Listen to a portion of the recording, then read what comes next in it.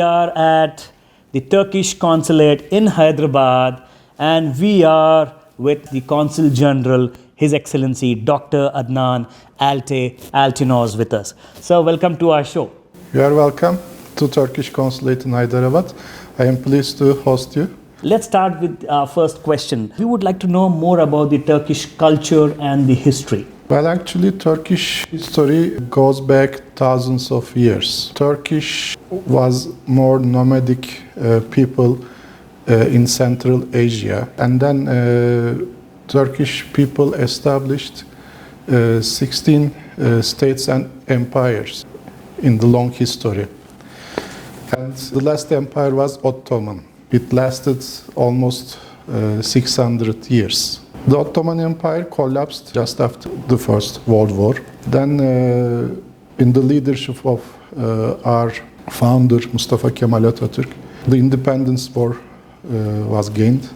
And then the Republic was established in 1923. And comprehensive reforms has been made, which were affecting the whole government and society in Turkey. Since 1923, Turkey has been trying to contribute global peace, security and prosperity. Turkey is a member of NATO, an accession country to European Union, G20 member state. We can say so many other adjectives for Turkey, actually. And Turkey incorporates a mixture of culture. It is a transition between east to west, west to east. It is at the heart of three continents.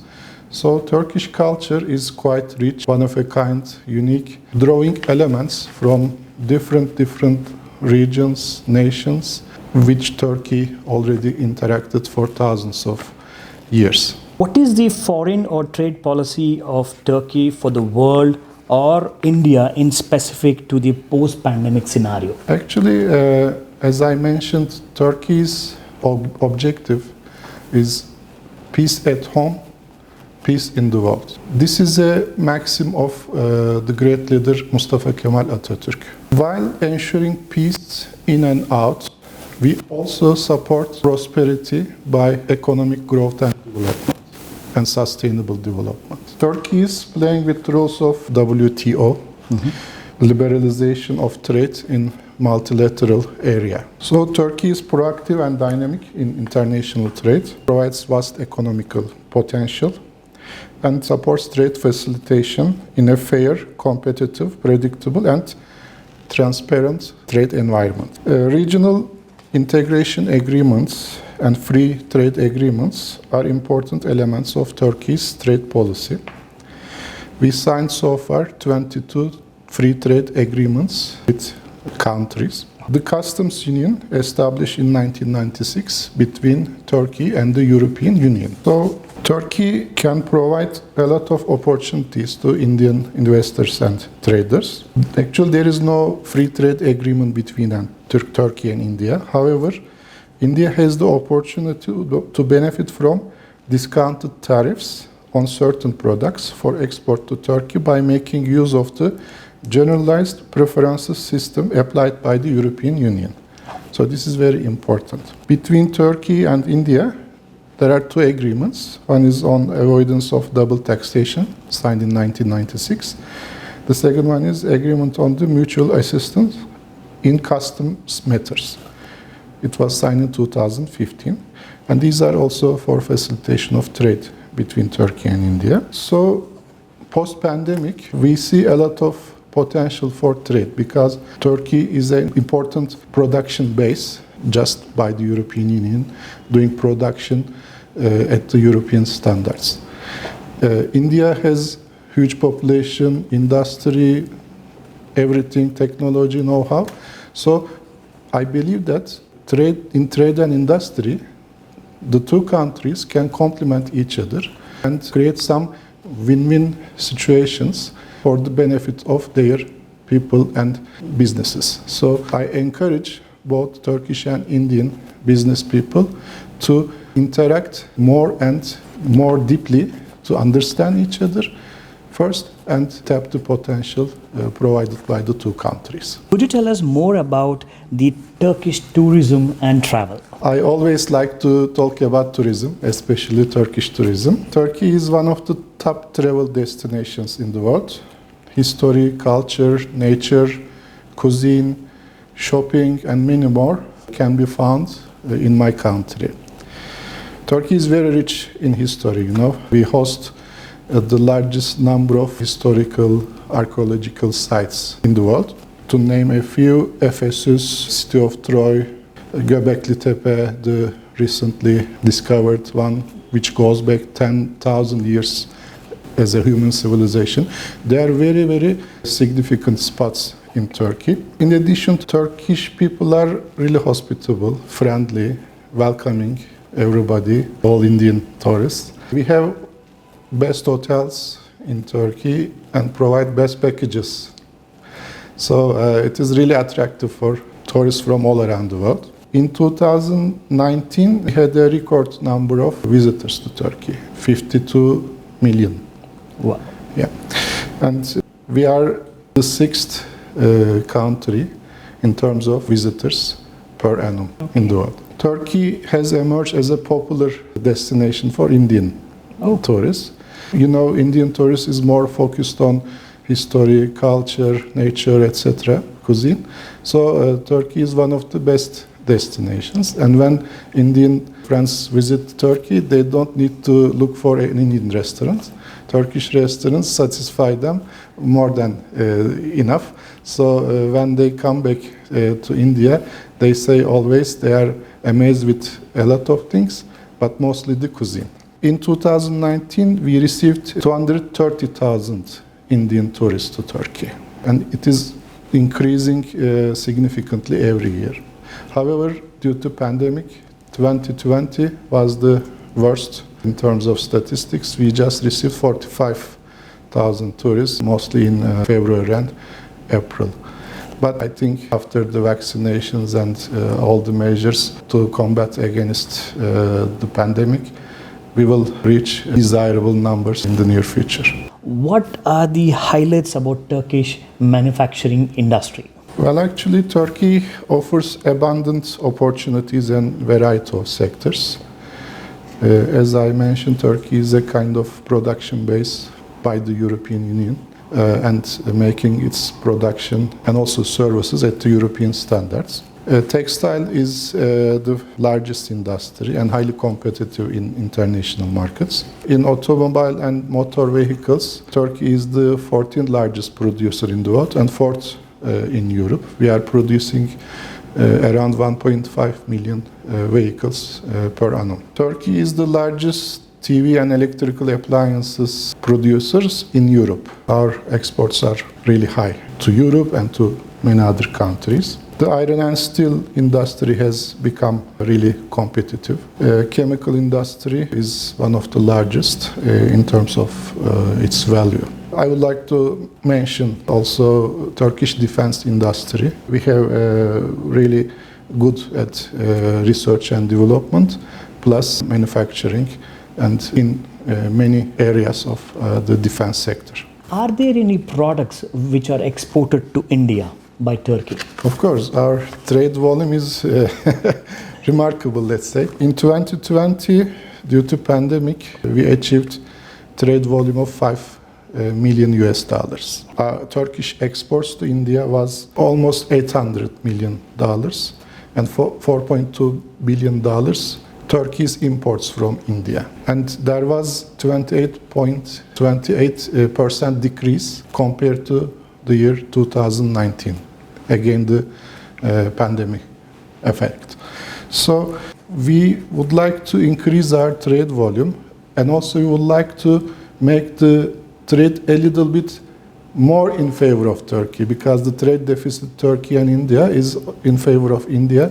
We would like to make more exports, but this doesn't mean we will reduce the imports. It's a win-win situation. When trade is there, when trade increases, then we produce more GDP and prosperity. This is the rule. Main export items of Turkey to India are gold, marble, glass, oil seeds, raw materials, machinery, intermediate goods, consumer goods, etc. And main import items, petroleum products, textile yarn and related products, vehicle spare parts, intermediate goods, and consumer goods. In 2007, when our President, His Excellency Recep Tayyip Erdogan, visited India, India-Turkey Business Forum was convened. So a lot of discussions, interactions, decisions were made there. We need to take this forward, actually. It has been some time. So we need more interaction between our businesses. Is Turkey's industry trying to explore anything into pharma sector or the IT sector? I know, especially Hyderabad is really competitive in IT and pharma. There are exports from Hyderabad to Turkey for drugs, medications, vaccines. For the IT sector, our cooperation is not at a high level at this point in time. So these are two areas we can do more. So we need to work on it. What are the rules and support given to Indian investors in Turkey? Actually, we have a specific foreign direct investment law in Turkey. This offers protection, ease of doing business, removing regulatory and administrative barriers, and providing improved environment for foreign investment. Of course, Indian investors can benefit from these regulations in Turkey. Turkey signed bilateral investment protection treaties with 82 countries, and also treaties to avoid double taxation with 86 countries. Between Turkey and India, there is no free trade agreement. However, avoidance of double taxation agreement and agreement on the mutual assistance in custom matters are there. So these are for facilitating investments and supporting investors from both sides in Turkey and India. And I think they are quite helpful to boost business and investments. As I mentioned, India has the opportunity to benefit from discounted tariffs in the context of generalized preferences system of the European Union. So these are the framework to support Indian investors to come to Turkey. Could you give us two reasons as to why invest in Turkey? Turkey has been growing very fast, actually. We achieved more than 5% average growth rate over the last decade. Our per capita GDP in terms of purchasing power parity is $28,000 US. It's a remarkable figure. It corresponds to almost 65% of EU average in terms of PPP. So Turkey is an important domestic market. Plus, Turkey offers large international market. Foreign trade agreements that I mentioned, Turkey provides accessibility to 1 billion customers in the wider region. Needless to say that Turkey has a strategic location and very good connectivity. I should like to mention the Turkish Airlines. It is flying the largest number of international destinations in the world. Turkey always provides a business-friendly environment and highly skilled and cost-competitive labor. In a nutshell, these are the merits of Turkey, let's say, which will attract all international investors, including Indian investors. So what is Turkey's next 2 to 3 years vision plan? Actually, 2023 is the centenary of the Turkish Republic, and our government set this fast approaching date as a deadline for many economic, social, and political targets. I would like to name a few. Turkey would like to become one of the top 10 world economies. Turkey would like to increase gross domestic product to $2 trillion. Similar to India, you would like to raise it to $4 trillion I guess, if I'm not mistaken. We would like to increase the foreign trade volume to $1 trillion, half export, half import, and reduce the unemployment rate to 5%. These are our ambitious targets, but I am sure that we will achieve them in a couple of years. Tell us more about the Turkish real estate. There are similarities between Turkey and India in the real estate sector. As you know, Turkey is situated at the core of 3 continents and attracting a lot of people to travel or even invest in real estate in Turkey. We have quite a big number of developers. Turkish construction sector, Turkish contractors are coming second in the world after Chinese. It's a huge sector doing business in so many countries. So in Turkey also there are urban renewal and mega projects. They are boosting the economy, and in the foreseeable future it will continue in the same manner. So Turkish real estate plus construction sector is very large and attractive for everybody. Between 2013 and 18, 134,000 homes were sold to foreigners. However, in 2019 and 2020, annual sales were more than 40,000. The main reason behind that increase is Turkish government's policy, citizenship investment program. If a foreigner invests on a real estate in Turkey, $250,000 or above, he or she with the family under 18 years of age children, they can get Turkish citizenship.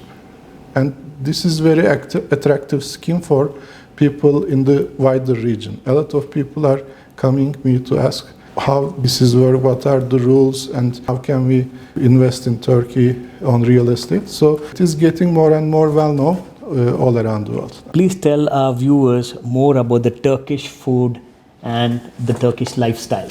As I mentioned, Turkey is a transition country, not geographically, culturally as well. It's a great mosaic, including all similarities and contrasts. And it provides uniqueness to our culture.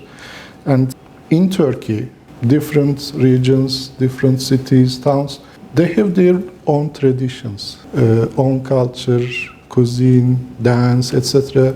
So it is really rich. And this variety, diversity attract people. Whenever a newcomer arrives in Turkey, then he or she gets surprised because they discover many different things than they have been expecting. Turkish cuisine is one of a kind actually. It is a fusion of the cuisines of East, West, North, South, and the palaces of Ottoman and Seljuk. They created refined cuisine with different kinds of wood, with different ingredients, with flavors, especially from Anatolia. So now Turkish cuisine is very well known in the world, and I think it is very good for the Indian palate as well. Any message you would like to give to Hyderabad especially? I have been in Hyderabad for more than 3 years, and I have been enjoying the hospitality of Hyderabad a lot. I have been really happy with a lot of friendships that I made here. So I'm enjoying my time in India. So my ambassadors actually in Delhi, principal objective is to improve our relations in all fronts, culture, tourism, trade, whatever.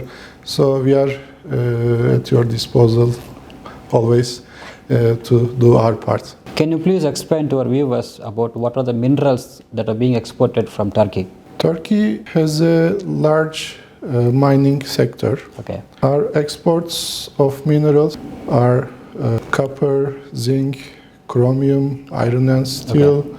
While we are the largest producer of borates in the world. Okay. 2/3 of world resources are situated in Turkey. Okay. On the other hand, Turkey is not a oil and gas Okay. rich country. Okay.